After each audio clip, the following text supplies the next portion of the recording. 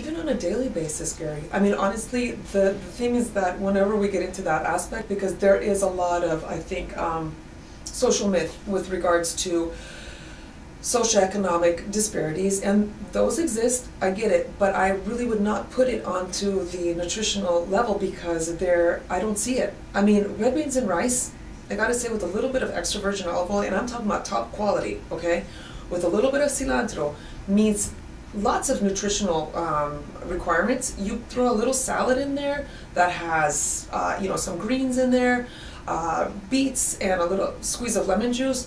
I can guarantee that the price for that meal and the satisfaction that it gives you on just a, you know, satiety level will be superior to any meal that you're going to be getting at McDonald's. Okay, and the cost of a meal like that is ridiculously low. I have, I did a presentation basically with regards to cost benefits for foods that are healthy and organic, and people are constantly shocked at how little it actually costs. If you go and you, first of all, go to the grocery store with certain meals in mind that you're going to be planning to eat throughout the week. So you won't be basically throwing anything away from the things that you buy at the grocery store. So, but that takes time and effort, right? You have to plan your meals, you have to go to the grocery store. It's much easier to drive by, drive through, pick it up, take it home, and kids are happy. Kids aren't complaining because they don't have to eat their vegetables. But the fact of the matter is that I think that we could go a very long way if we would just somehow, on some level, start to demyth this one myth.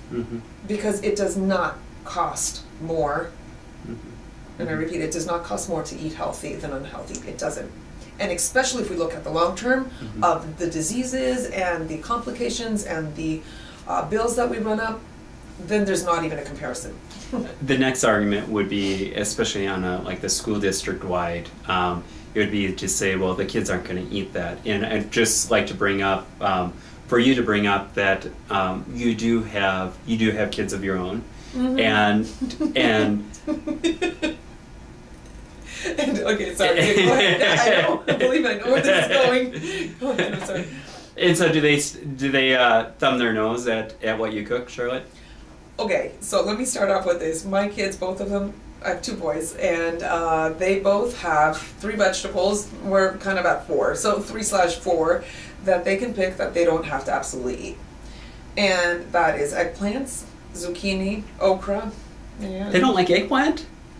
Go figure. Oh my gosh. Yeah, I know. They will though one day. I'm absolutely sure. Those are some of the vegetables. I mean, zucchini, for example, it's the consistency and the consistency of eggplant. I think that really bothers them versus the flavor, because it doesn't really have a strong flavor. Anyway, so they have to eat everything else. And when some parents look at me like, oh my gosh, these poor kids. But at the end of the day, the things that they didn't like a year ago, they like now. Because there are tests, and there's one study that I'd like to actually mention that I think is fascinating. They conducted a test of women in India, okay, who had children in India. So they found that one of the most bothersome spices to a lot of people is curry. However, in India, women who eat curry on a daily basis, and through the amniotic fluid, the fetus or the embryo is also tasting this curry flavor somehow. Then later on, through breast milk, the child is also tasting some curry. By the time the child gets to the age of actually starting to eat solid foods, guess what? Likes curry. It's not even an issue. It's not even a question.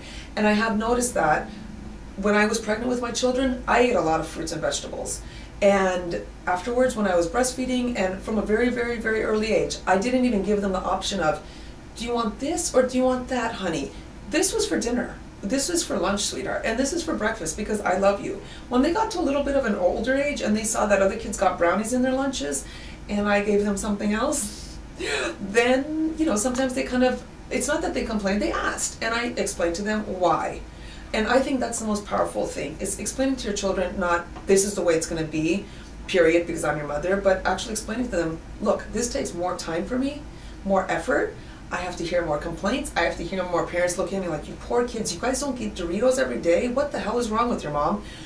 But that they actually come to appreciate it. And right now, when I get Valentine's for my kids, I swear, Thank you, Mommy, so much for caring so much that you actually feed us healthy foods.